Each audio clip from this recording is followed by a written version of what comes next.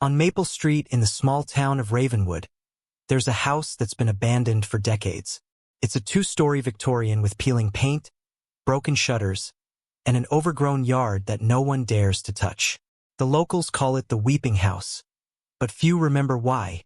The tale begins with the Turners, a young family who moved into the house in the 1920s. Thomas Turner, a carpenter, had just completed the final touches on the house. It was meant to be a fresh start for him, his wife Mary, and their two children Clara and James. They were thrilled with the new home, but their joy was short-lived. Within a few weeks of moving in, odd things began to happen. Clara, who was just 5, would often wake up crying, claiming she saw a woman weeping in her room. Thomas dismissed it as nightmares, but Mary couldn't shake a feeling of unease that settled over her like a heavy fog. One night, Mary was awoken by the sound of soft weeping. She followed the sound to Clara's room, but the room was empty. The weeping continued, growing louder as she approached the attic stairs. Hesitant but driven by a mix of concern and curiosity, Mary climbed the creaky steps. At the top, the attic was cold and musty. The weeping was almost deafening now, but there was no one there. Instead, Mary found an old trunk covered in dust. Her curiosity got the better of her, and she opened it. Inside, she found a collection of old, yellowed letters and a faded photograph of a woman who looked eerily like Clara's description of the weeping figure. The letters were written in a hurried scrawl and spoke of a woman named Eliza who had lived in the house nearly a century before. She wrote of a deep sorrow and the death of her young children. The final letter was a frantic plea for someone to find her children's bodies and give them a proper burial. Mary tried to share what she found with Thomas, but he was skeptical. As the days went by, the weeping grew more frequent and unsettling. Clara's cries became more desperate, and the family began to feel an oppressive sadness that clung to them like a shroud. One particularly stormy night, the weeping was joined by the sound of shuffling footsteps and a loud crash. Thomas, now fully alarmed, decided to investigate. He found the attic door ajar and the trunk overturned. The letters were scattered across the floor, and among them was a small, old locket. Inside was a picture of the same woman from the photograph. Desperate to understand, Thomas sought out local historians and discovered that Eliza had indeed lived in the house and had lost her children under tragic circumstances. They had never been properly buried, and their remains were never found. The town's folklore suggested that Eliza's spirit remained trapped in the house, mourning her lost children. The Turners decided to hold a small ceremony in the attic, reading the letters aloud and laying flowers for the lost children. From that night on, the weeping ceased. The house, however, remained empty. The Turners moved out shortly after, and no one else dared to live there for long. The Weeping House on Maple Street was left to time and the occasional curious visitor. To this day, locals say that on stormy nights, if you listen closely, you might still hear the faint, sorrowful cries of a woman mourning her children, drifting through the old, abandoned house. Years passed, and the Weeping House on Maple Street remained an eerie landmark in Ravenwood. Its reputation grew, and the house became a popular subject for local ghost stories and legends. Despite the town's best efforts to forget its troubled past, the house had a way of drawing in those who sought its secrets. In the late 1960s, a young couple named Sarah and Mark decided to take on the challenge of restoring the Weeping House. They were enthusiasts of historic homes and believed that they could bring the house back to its former glory. They were drawn not only by the architectural charm but also by the mystery that surrounded it. Unaware of the full story, they were eager to uncover the house's secrets and perhaps find a way to lay its ghosts to rest. As they began their work, Sarah and Mark found themselves caught up in the house's unsettling atmosphere. The restoration was fraught with strange occurrences. Tools would go missing, doors would creak open on their own, and shadows seemed to move of their own accord. But the most troubling was the persistent feeling of being watched, especially when they were alone in the attic. One evening, while sorting through old boxes in the attic, Sarah came across a dusty journal tucked away in the corner. The journal belonged to Eliza, and its pages were filled with her sorrowful accounts. It described her last days in the house, her grief over her lost children, and her desperate attempts to contact anyone who could help her. The final entries were disjointed and almost frantic, hinting at a growing sense of dread and a warning of something sinister lurking within the house. Sarah showed the journal to Mark, and they decided to delve deeper into the history. They found more details about the Turners' experience and the legends surrounding Eliza's children. The journal mentioned a hidden room beneath the attic floor, a place where Eliza believed she had hidden something important before her death. Driven by a mix of fear and determination, Sarah and Mark began searching for this hidden room. They meticulously examined the attic's floorboards, eventually finding a loose panel. With considerable effort, they pried it open to reveal a narrow, dusty staircase leading down to a small, hidden chamber. Inside the chamber, they discovered an old wooden chest. It was surprisingly well-preserved despite its age. Inside the chest were remnants of children's clothing and toys, along with another letter from Eliza. This letter was different. It was addressed to whoever would find it and detailed a ritual meant to free her children's spirits and bring peace to the house. The ritual involved a specific sequence of events: lighting candles in each corner of the house, reciting Eliza's final letter, and placing a token of each child's belongings in the attic. Sarah and Mark, both skeptics but now deeply invested, decided to perform the ritual. As they followed the steps, the house seemed to come alive with an otherworldly energy. The temperature dropped, and a soft, sorrowful weeping began to fill the air. The candles flickered and cast long, dancing shadows across the walls. The final step was placing the toys and clothing in the attic, which felt both poignant and deeply unsettling. When the ritual was completed, the atmosphere in the house changed dramatically. The oppressive feeling lifted, and the house seemed to breathe a sigh of relief. Sarah and Mark noticed a profound quietness settle over the property, and for the first time, they felt a sense of calm.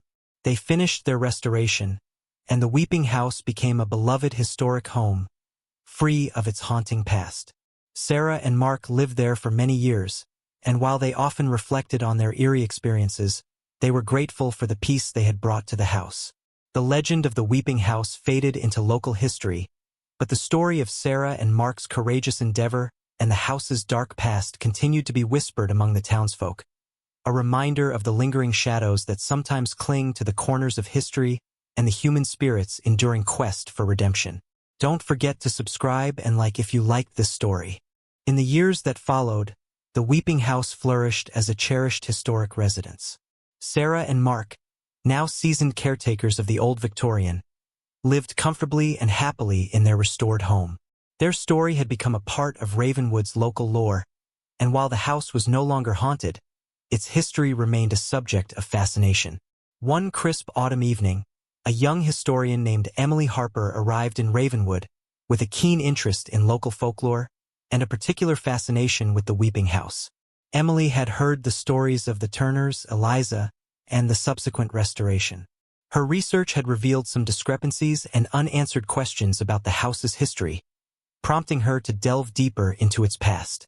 Emily rented a small cottage nearby and began her investigation. She spent hours combing through old town records, newspapers, and personal accounts. Her research uncovered intriguing details that had been overlooked. There were references to an unidentified man who had been seen frequently in the area around the time of Eliza's death. These sightings were vague and often dismissed, but Emily felt they could be crucial to understanding the full story. Determined to uncover the truth, Emily reached out to Sarah and Mark, who were now retired and living in a quieter town. The couple welcomed her and shared their own experiences, as well as the records of their findings and the ritual they performed. Emily's next step was to explore the Weeping House itself. With Sarah and Mark's blessing, she returned to the house for a more thorough investigation. She was drawn to the attic, which had been untouched since the restoration. As she examined the space, she noticed something peculiar. Hidden behind the wall panel where the hidden chamber had been discovered, there was a small, faintly glowing inscription etched into the wood. It seemed to be a part of the original construction, something the Turners had missed. The inscription was an old symbol that Emily recognized from her studies, a symbol associated with protective wards and ancient rituals. This revelation led her to believe that the house had been involved in more than just the tragic history of Eliza. It suggested that someone, perhaps even the mysterious man mentioned in her research, had tried to intervene or protect the house from a deeper, darker force. Emily's investigation took her to local archives and private collections, where she uncovered an old diary belonging to the mysterious man, who was named Charles Blackwood. Charles was a reclusive scholar of the occult and had been a contemporary of Eliza. His diary revealed that he had been trying to break a powerful curse linked to the house's original construction. He had discovered that the house's foundation was built on an ancient burial ground, which had disturbed restless spirits. His efforts to protect the house and its occupants from malevolent forces had been ongoing, and he had used various rituals to keep the spirits at bay. Emily pieced together that Eliza's tragic fate had been intertwined with this curse. The spirits of her children were caught between worlds, and the curse had kept them trapped in the house. Charles's protective wards, though not entirely successful, had helped in some way by mitigating the curse's effects. Armed with this new understanding, Emily sought to honor Charles's efforts and bring closure to the story. She organized a small ceremony to acknowledge the history of the house and its connection to the ancient burial ground. With the permission of the town and respect for local traditions, she arranged for a memorial to be placed near the house, commemorating those who had suffered and those who had tried to help. As part of the ceremony, Emily recited a passage from Charles Blackwood's diary, which spoke of hope, healing, and the restoration of peace. The townsfolk gathered, and there was a palpable sense of closure as the memorial was unveiled. After the ceremony, the Weeping House on Maple Street continued to stand as a testament to its past, a place where history, mystery, and the human spirit's resilience intertwined. Emily's work had brought a deeper understanding of the house's story, and while the shadows of its past would never be entirely erased, they were now seen in a new light. The house remained a symbol of the town's history, a reminder of the lingering echoes of those who had come before, and a testament to the enduring quest for truth and redemption. And though the weeping had long since ceased, the story of the Weeping House was told with respect and reverence, a reminder of the power of history and the hope for peace. As the years rolled on, the Weeping House on Maple Street settled into a new era of quiet respect and local legend. Emily Harper's research and the subsequent ceremony had brought a sense of closure, but the house's story did not end there. In the early 1990s, a new resident named Jonathan Reed moved to Ravenwood.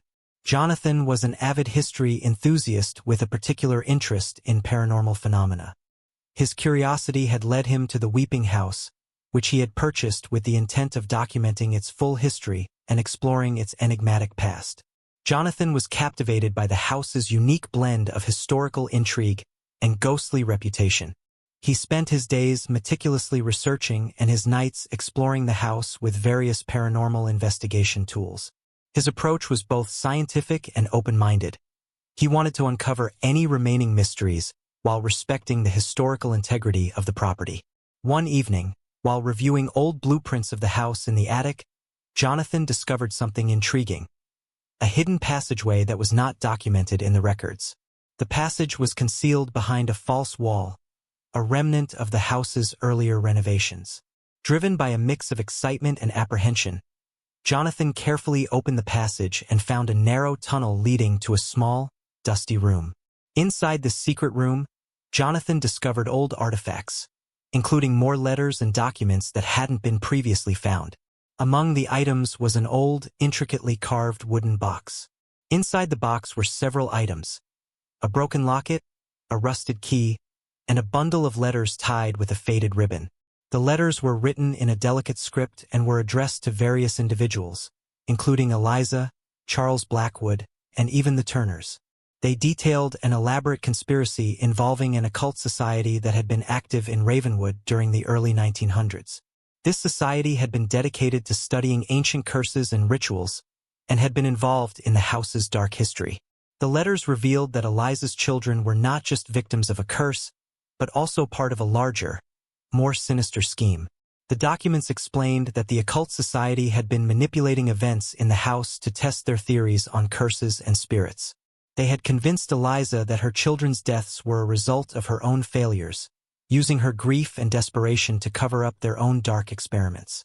Charles Blackwood had been trying to counteract their influence and protect the house, but his efforts had been largely in vain due to the society's power and secrecy.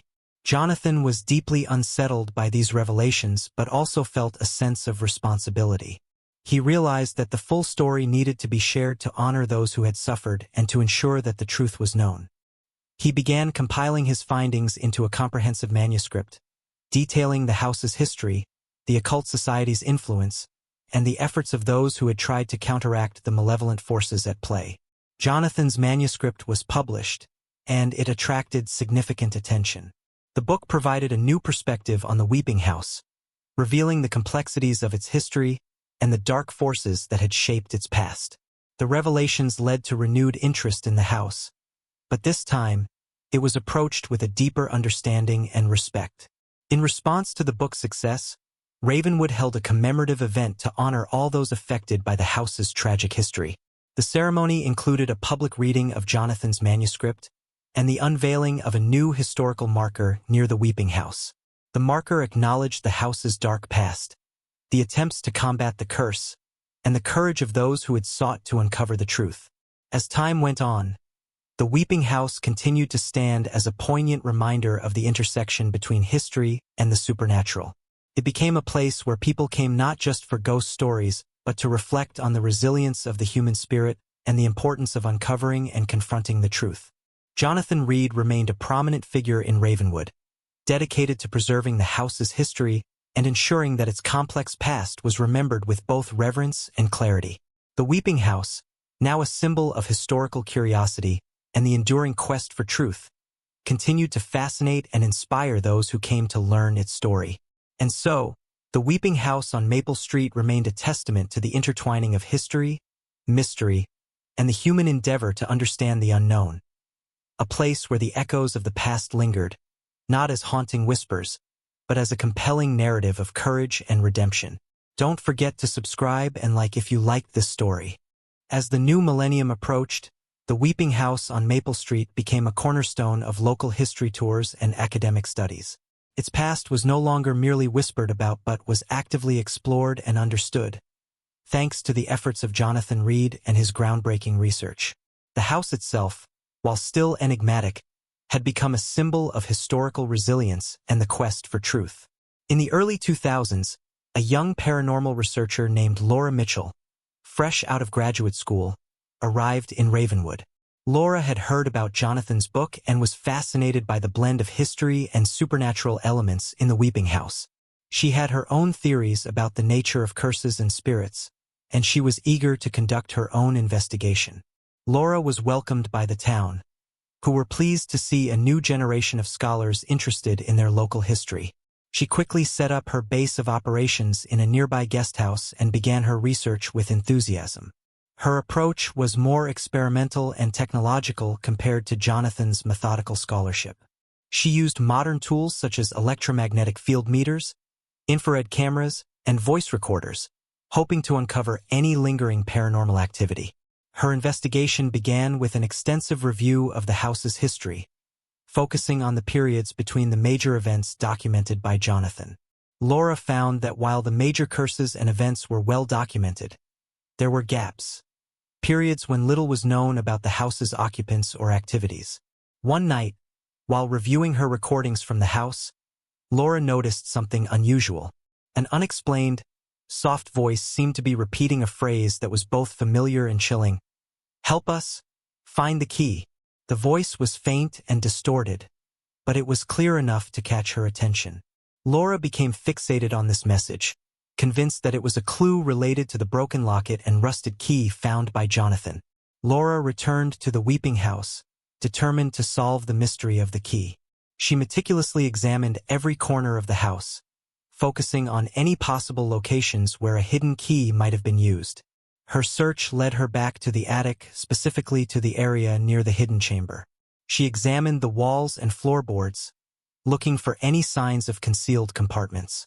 Her efforts eventually led her to an old, decorative fireplace that had been a part of the original Victorian design but had been sealed off during renovations.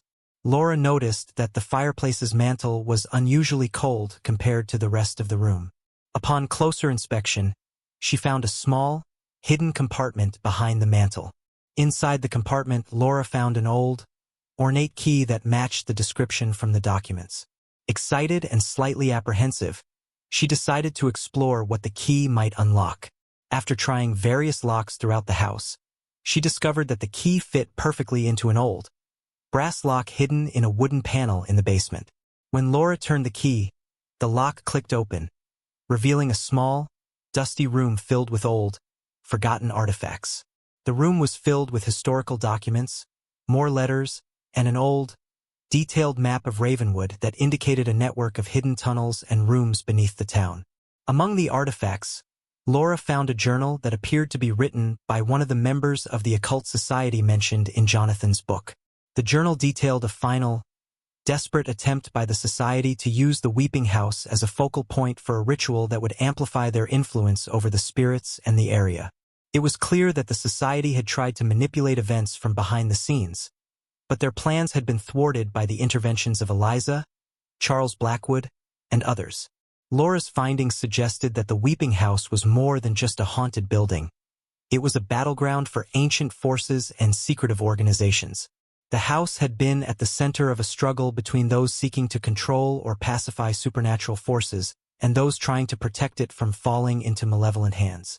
Armed with her new discoveries, Laura wrote a comprehensive report on her findings, adding depth to the existing narrative of the Weeping House. She presented her work at conferences and published articles, which led to a renewed interest in the house and its history. Her research helped to fill in the gaps left by earlier investigations and provided a more complete picture of the house's dark past.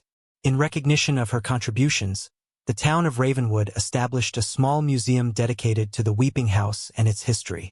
The museum featured exhibits on the various investigations, artifacts, and the broader historical context of the occult society and its impact on the town.